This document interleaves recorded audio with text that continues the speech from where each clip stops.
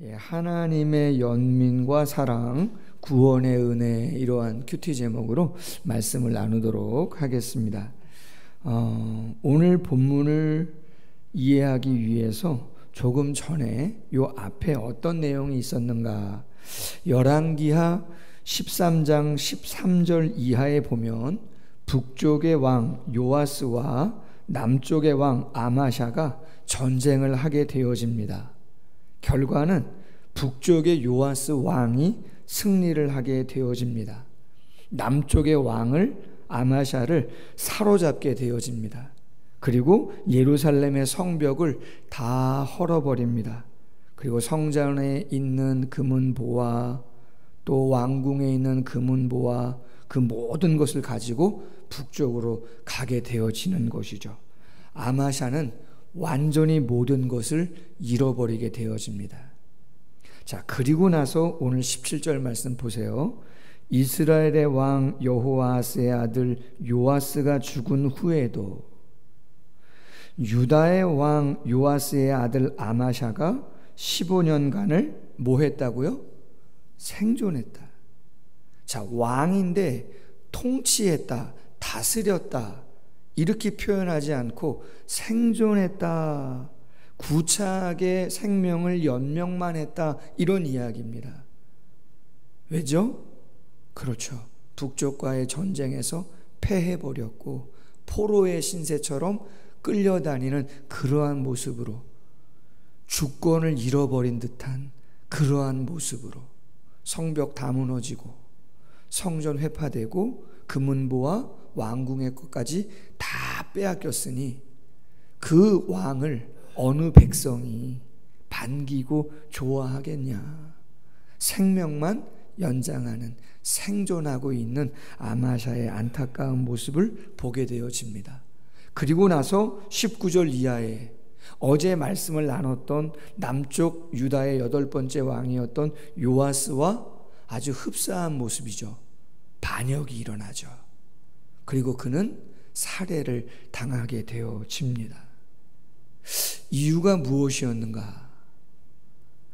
그 전에 말씀을 보면 아마샤가 처음에 왕이 되었을 때 참 잘했습니다.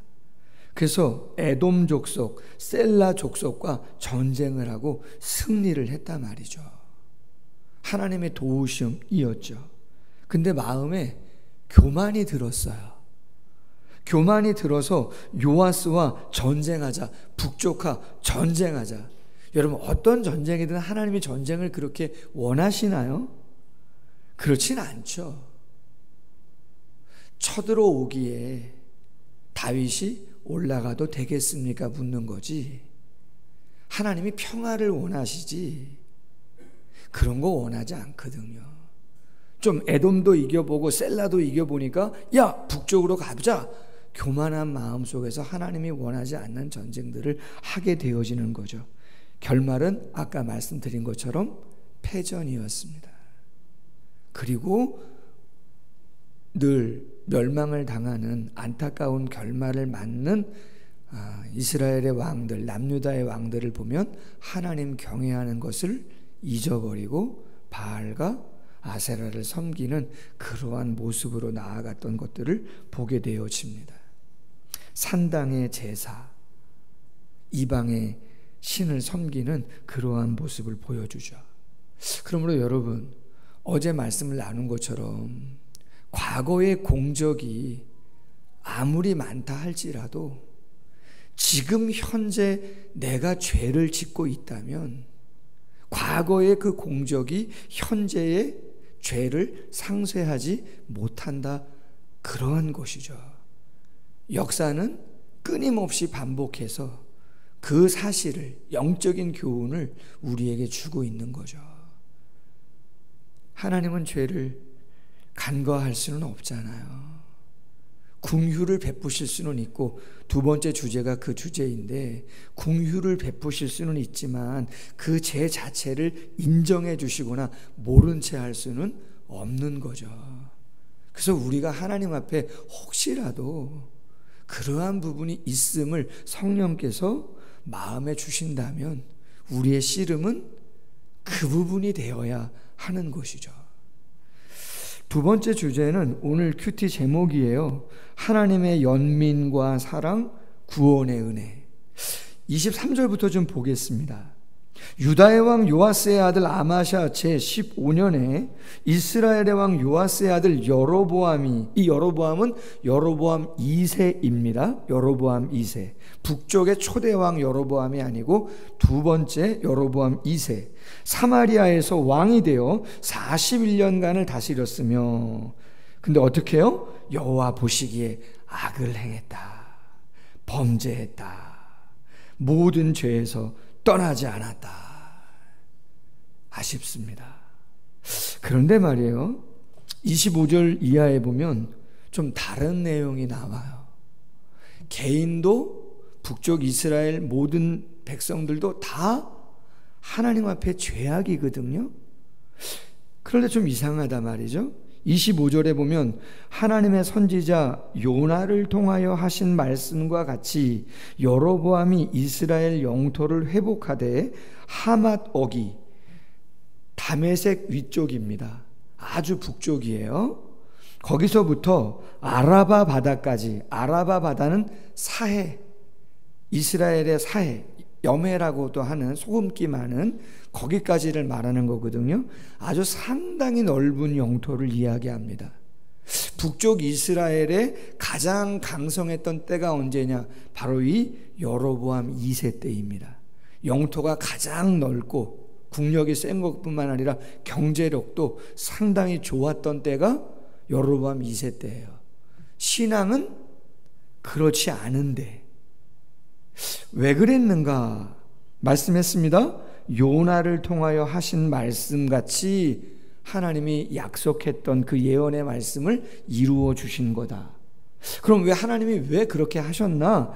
조금 더 구체적으로 보면 26절, 27절이 중요합니다. 이는 여호와께서 이스라엘의 고난이 심하여 매인자도 없고 노인자도 없고 이스라엘을 도울 자도 없음을 보셨고.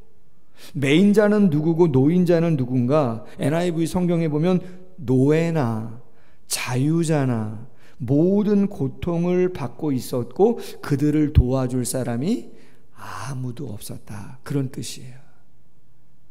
쉽지 않은 상황이었다는 거죠. 너무 힘들었다는 거예요.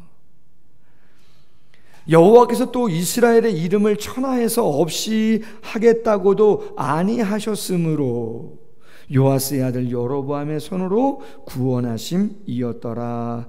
아멘. 여러분 앞으로 조금 성경 가보시면 열왕기하 13장 22절과 23절을 보시면 비슷한 말씀이 나옵니다. 맥락의 말씀이 13장 22절 23절 이렇게 되어 있습니다.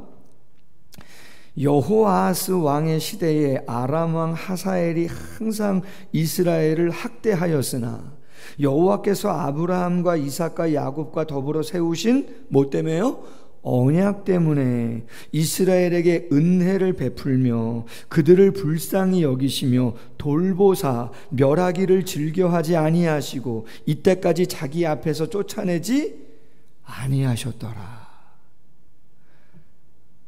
잘하고 있는 건 아니에요. 분명히 잘못하고 있어요. 그런데 하나님이 벌을 내리지 않아요. 왜 그렇죠? 여러분 우리 자녀들 키워보았습니다. 자녀가 다 잘하지 않습니다. 뭐 효자, 효녀 다 있을 수 있어요. 그러나 퍼펙트는 아니고 가끔은 마음의 서운함과 안타까움을 준단 말이죠.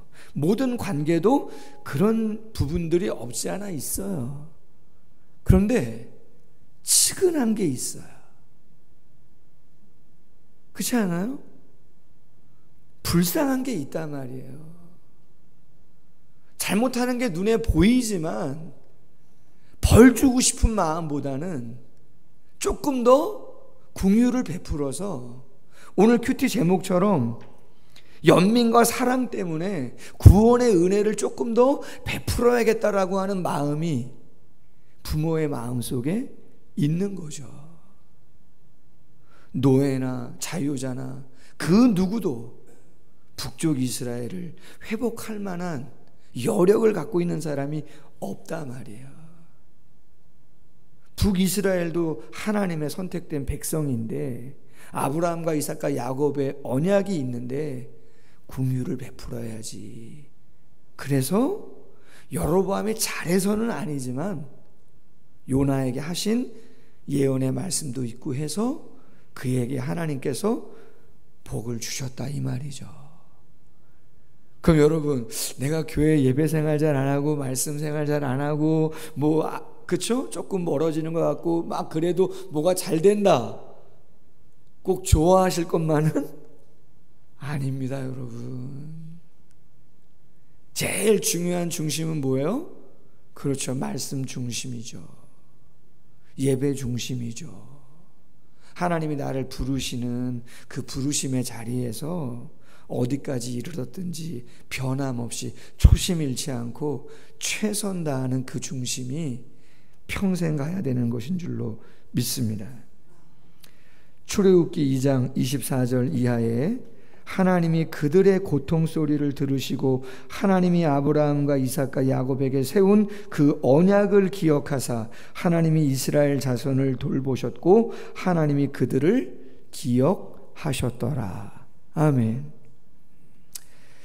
설교를 준비하다 보니까 이런 표현들이 있어요. 하나님은 먼저 선택한 백성을 당신이 먼저 버리시는 일은 없다는 거예요. 단순한 것 같지만 정말이죠. 할렐루야. 하나님이 선택한 백성을 하나님은 당신이 먼저 버리시는 일은 없어요. 인간관계, 누가 누구를 통해서 어떻게 만나서 어떤 관계를 유지하든 그렇죠, 내가 먼저 관계를 끊을 수도 있는 것이고 저 사람이 먼저 관계를 끊을 수도 있는 건데 철칙이 뭐예요? 하나님은 먼저 관계를 끊으시는 일은 없다는 거예요. 신명기 4장 31절 말씀에 내 하나님 여호와는 자비하신 하나님이시라. 그가 너를 버리지 아니하시며 너를 멸하지 아니하시며 내 조상에게 맹세하신 언약을 잊지 아니하시리라. 사무엘상 12장 22절 말씀 나눴지만 너희는 자기 백성, 여호와께서는 너희를 자기 백성으로 삼으신 것을 기뻐하셨으므로 여호와께서는 그의 크신 이름을 위해서라도 자기 백성을 버리지 아니하실 것이요, 자신의 영광을 위해서라도 당신의 선택한 백성을 먼저 버리시는 일은 없다는 거죠. 그래서 오늘 이 시간에 기도하실 때 과연 내 삶이 생존만 하는 그러한 삶이 아니라, 의미 없는 시간만 연장되는 그런 삶이 아니라 하루하루의 삶이 조금 더 가치 있고 의미 있는 삶으로 나아갈 수 있기를, 그리고 어떤 고난이 있더라도 하나님의 약속은 변하지 않고 신실하고 자녀에 대한 연민과 그 긍휼과 사랑, 그러므로 여로보암 2세를 통해서 또 역사하셨던 그러한 것처럼 우리의 삶에 함께 해달라고 기도 제목 삼는 새벽 되기를 주님의 이름으로 소원합니다. 기도하겠습니다.